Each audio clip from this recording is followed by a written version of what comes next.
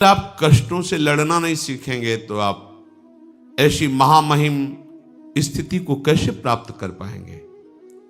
आपको बहादुर बनना है, प्रभु के सामने दैन्य रहना है, साधन का अहंकार नहीं करना, पर किसी भी दुख के सामने सर नहीं झुकाना है। ध्यान दीजिएगा, हम दुखों में आंसू नहीं बहा सकते, हम दुखों में घुटने टेक नहीं सकते। किसी भी परिस्थिति के हम गुलाम नहीं हैं, हम प्रभु के दास हैं।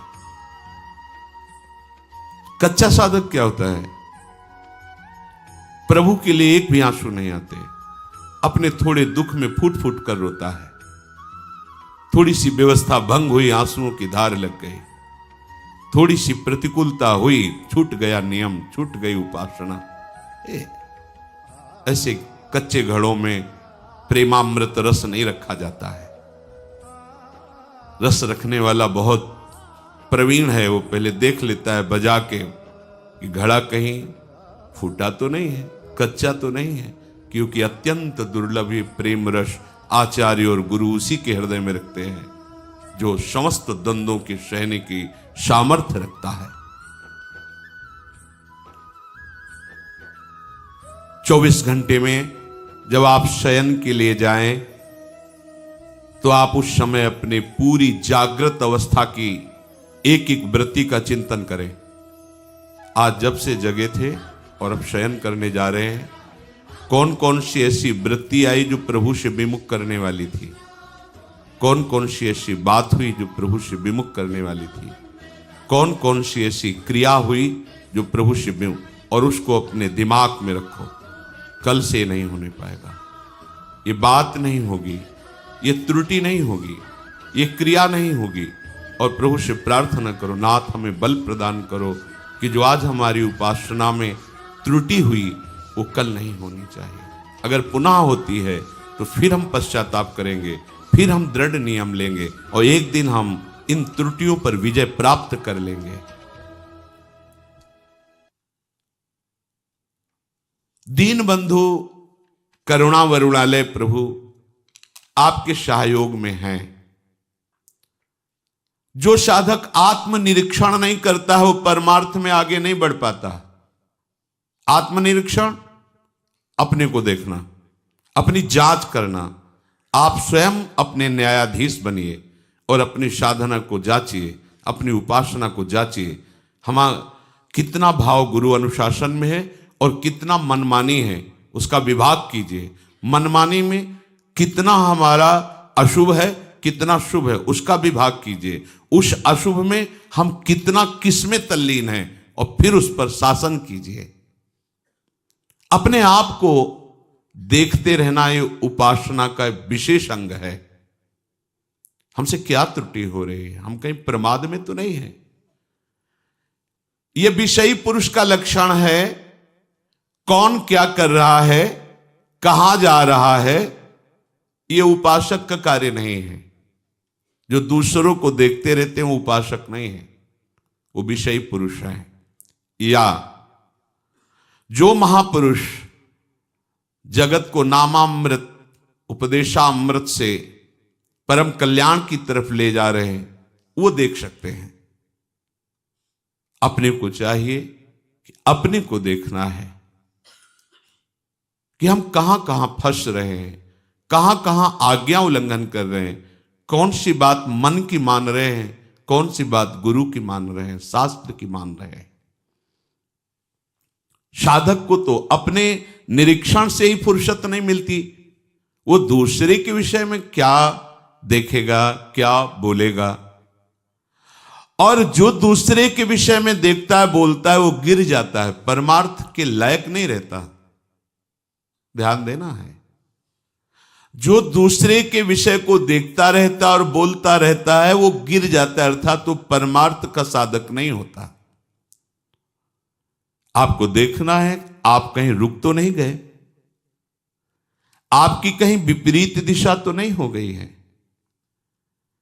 ऐसा तो नहीं है कि आप बाहर से वेशधारी हो, बाहर से आप परम पवित्र देश में रह रहे हो और अंतर से विषय चिंतन कर रहे हो, अंतर से विषयी वस्तु व्यक्ति स्थान का संग कर रहे हो, तो मान लीजिए आप भ्रष्ट हो रहे हैं, आपका मार्ग ठीक नहीं है, आप उपासक नहीं हैं। फिर सुनिए, उपासक को देखना है कि बाहर से पुण्यात्मा का परम पवित्र वेश धारण किए हैं, बाहर से परम पवित्र पुण्य देश में रह रहे हैं, और अंतर से विषयों का चिंतन हो रहा है, विषय वस्तु व्यक्ति स्थान का संग कर रहे हैं, तो आप भ्रष्ट हैं। भ्रष्ट हो जाएंगे नहीं, आप भ्रष्ट हैं, अर्थात भ्रष्ट माने गिरे हुए, आप अपने मार्ग से गिर चुके हैं, आप उपासक नहीं हैं। उपासक को यह बात देखनी है, हमारा मन विषयों की ओर जा रहा है कि हमारा मन प्रभु की ओर जा रहा है। हमारा लक्ष्य क्या है? प्रिया प्रीतम। तो हमारा मन किधर जाएगा? प्रिया प्रीतम की तरफ जाना चाहिए। विषयों की तरफ क्यों जा रहा है? विषय भोगों की तरफ क्यों जा रहा है? क्या है? लक्ष्य नहीं दृढ़ है, आपको पता नहीं आपको कहां जाना है, आप किधर जा रहे हैं। आप परीक्षा कीजिए अपने हृदय की, निरीक्षण कीजिए। साधक इसी परीक्षा में पास होकर उपासना की ऊंचाई पर चढ़ता है। जिसका मन विषयों से हट हट कर बार बार आराध्य देव की ओर जा रहा है, पर बीच बीच में विक्षेप विषय डाल रहे, उसे चिंता नहीं करनी, वो उन्नति की ओर जा रहा है। जो बाहर से सब कुछ भागवतिक है, लेकिन अंदर से केवल विषय चिंतन और उसको पश्चाताप भी नहीं है, वो चाहे जितने जन्म ऐसे बना रहे कोई लाभ लेने वाला नहीं। वर्ष नहीं कह रहे, जन्म चाहे जितने जन्म, लाभ नहीं मिलने वाला। नियत बुरी है उसकी, नियत बुरी है। और जो बार बार अपने मन को प्रभु में लगाता है, विवश होकर विषय चिंतन बन जाता है, तो उसको जलन होती है। ये ठीक रास्ते पर है, इसकी नियत अच्छी है, उद्देश्य अच्छा है, वो जा रहा है अपने प्रीतम की ओर, वो मुड़ गया है अपने प्रीतम की ओर। सबसे पहली साधक को यह वृत्ति देखनी है कि तुम्हारी गति मुड़ी है कि नहीं प्रभु की तरफ। बहुत बहुत अमृतमयी बात, आपकी गति प्रभु की तरफ मुड़ी है कि नहीं। बाहरी परिवर्तन नहीं है, बाहर से छोड़ करके पवित्र भूमि पे आकर वास कर रहे, बाहरी वेश छोड़ करके पवित्र वेश धारण किए हुए हैं, पर हमारी आंतरिक वृत्ति कहां जा रही, आंतरिक वृत्ति कहां जुड़ी हुई है, आप किस मोड़ से जा रहे हैं, यह आपको पता होना चाहिए। विषयाभिमुख जीवन को मोड़कर प्रभु के सम्मुख करना, यही तो उपासना है। यदि हम बाहरी भेष पवित्र है, पवित्र देश में रहते हैं, चिंतन विषयों का करते हैं, बाहरी त्याग दिखाकर मान प्रतिष्ठा चाहते हैं, तो हमारा जीवन विमुखता की तरफ जा रहा है, भगवद विमुखता की तरफ, दुर्गति की तरफ जा रहा है। ध्यान दीजिए, हम ठीक रास्ते पे नहीं हैं। यदि जीवन ऐसे व्यतीत कर दो, कुछ नहीं हाथ लगेगा।